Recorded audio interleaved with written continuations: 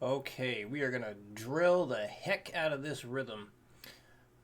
So, number one starts really simple in terms of what the bass line is. I have chord progression along with the bass line. I got the bass on top so you can hopefully focus on that a little bit easier that way. Um, Same drums as number three, or not number three, it'll be number three today, but the one that you were working on. So, like I mentioned, yeah, the beginning of your take, it didn't fall quite on the upbeat as it belonged. A little bit off on that. Timing got better as you went, and it's good that you got rid of the eighth note rest, so that was a good thing. But the picking wasn't consistent. Like sometimes you do your up down like you're supposed to. Sometimes you'd flip it to a down up.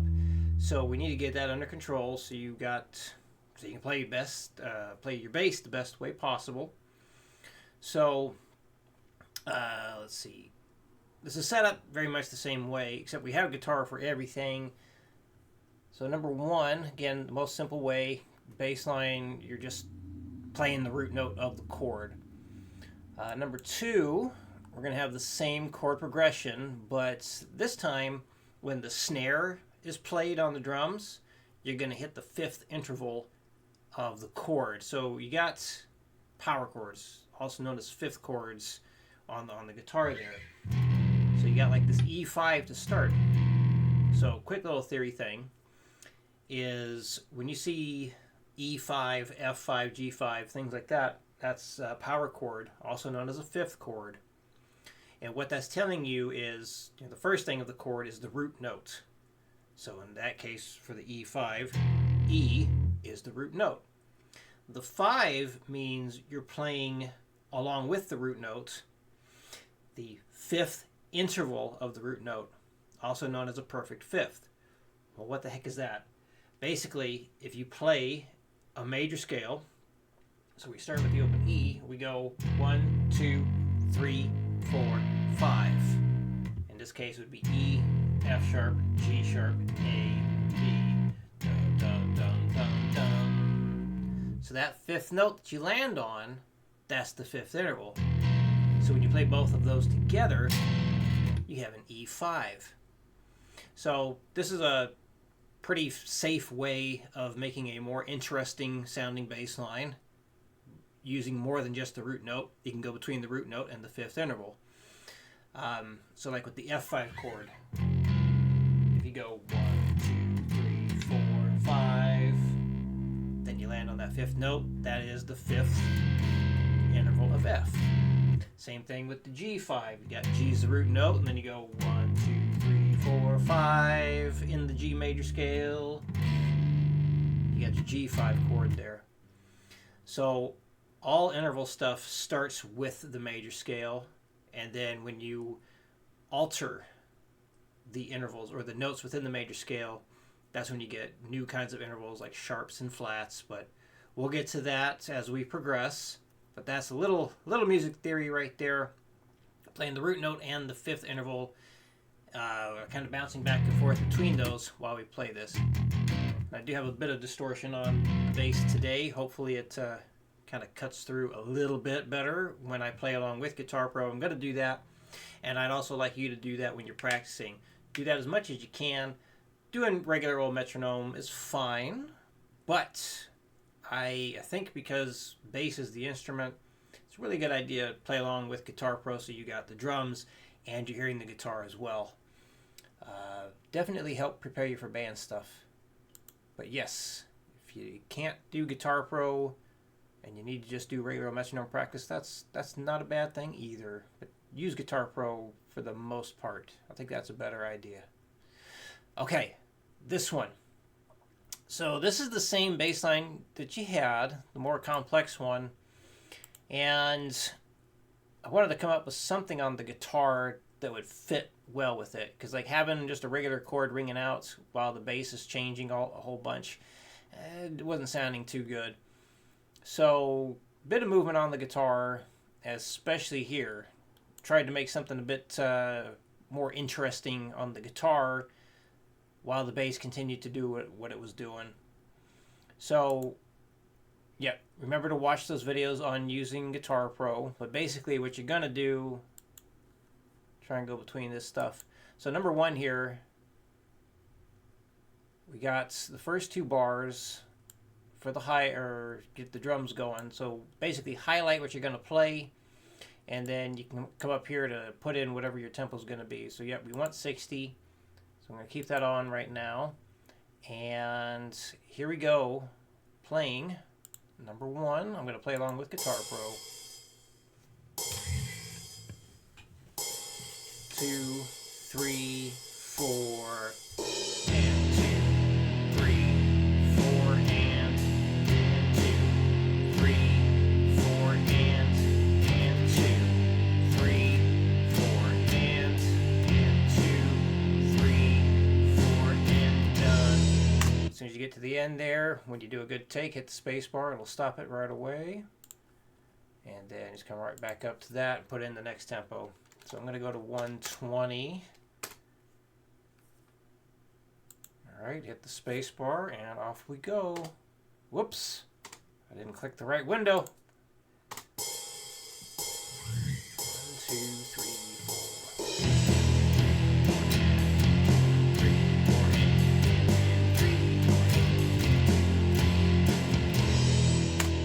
All right, so it's important you have that highlighted, so this way if you make a mistake, you can hit the space bar and it'll hit it again. It'll start at the beginning. You could start by highlighting just this part, so you have a count in on just one bar instead of the 2 bars. I have it set up for 2 bars for when we get to faster speeds, such as the next one, 180. Whoops, I gotta switch back to this. Here we go. 2, 3, 4.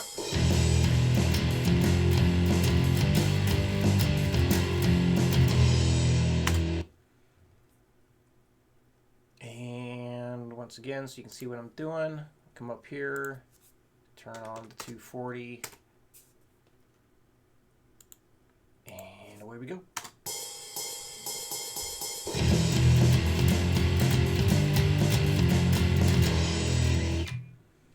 And when it comes time to, or when it's time for you to start working on the repeat stuff, it's set up the same way, all these different lines, so you can not have that rest symbol stuff happen. So for this, again, so you can quickly start and stop stuff, highlight all of this, and then you can put in whatever tempo is going to be. So with this, when you have it highlighted this way, let's say you end up doing a different tempo. I'm going to do this one at 200. So because you have this highlighted, when you click on that tempo thing up there and put in 200, it's going to change it to start at 200, or the 200 is going to start where the highlight is.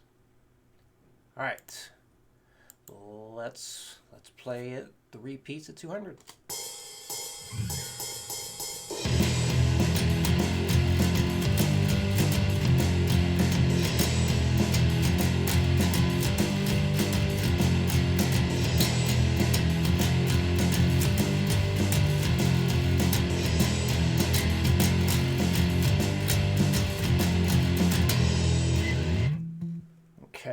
On to number 2.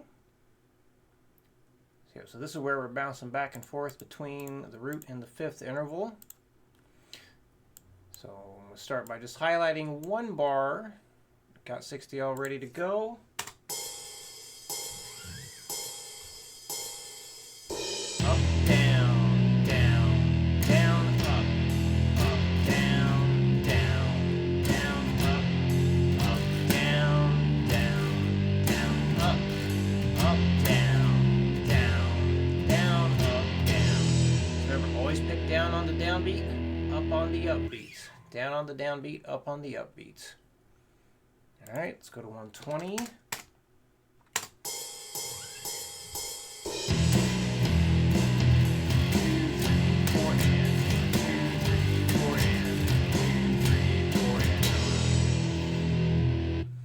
Now I'm going to highlight both of these. Let's see, if I put it at 180, is that going to work the way I want it? No. So, all right, so here's something important. So even though if you highlight both of or everything right here, it's only going, and you put in a new tempo, it's only going to put it at the beginning of where you're at. So if you were highlighting just this bar plus the other stuff for the count in, you need to make sure this is also at the starting tempo. All right, so both intro bars or count in bars highlighted. Here we go. 4.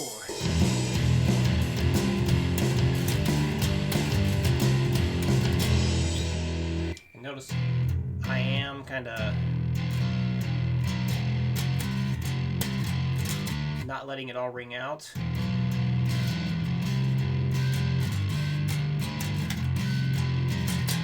If you like the way that sounds, that's an okay thing to do. I kind of like doing it without it. So, kind of rock my fingers back and forth there to keep it only the one note ringing out.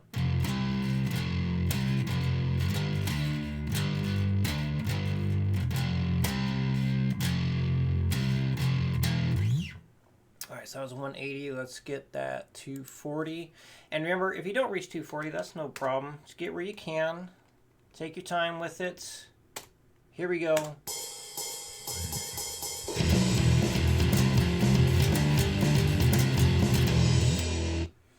Alright, let's do the repeats at 200. Highlight all that.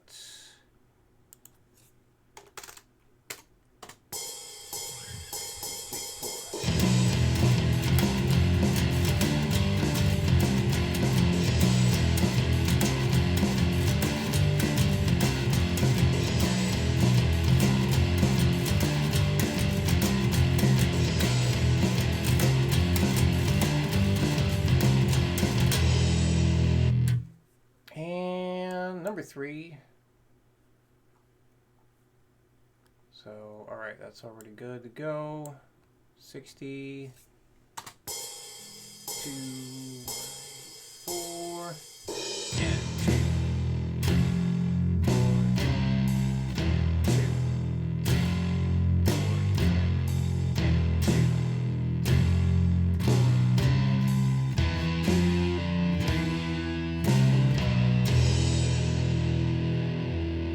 Careful of that, of this bar here, because yeah, the guitar is going to sound a bit different, but it's supposed to. It's supposed to, and that's something that's going to happen when you're playing in a band. Bass and guitar won't always be doing the exact same thing, so you want to be ready for that. All right, let's play the 120.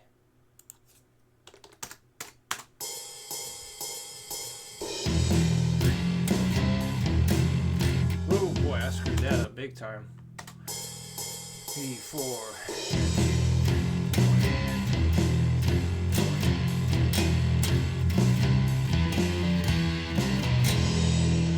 that again. 1, 2, 4, and 2, 3, 4, and 2, 3, 4, and 2, 3, 4, and. All right. Go with that 180.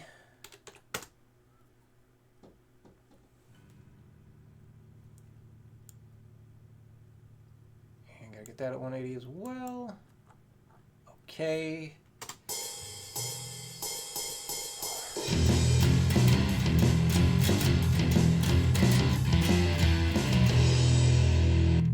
Let's go for the 240.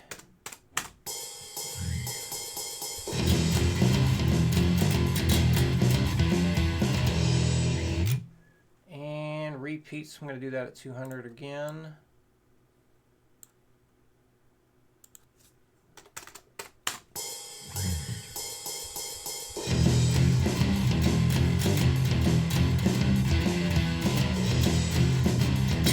Like that. 1, 2, 3, 4.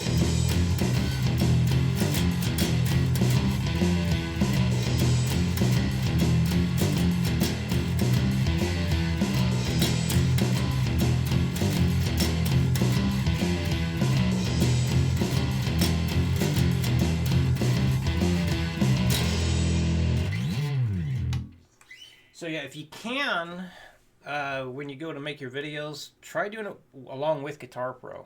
See if you can get a good setup for that. And as always, got any questions, please let me know. I'll see you again in the new videos.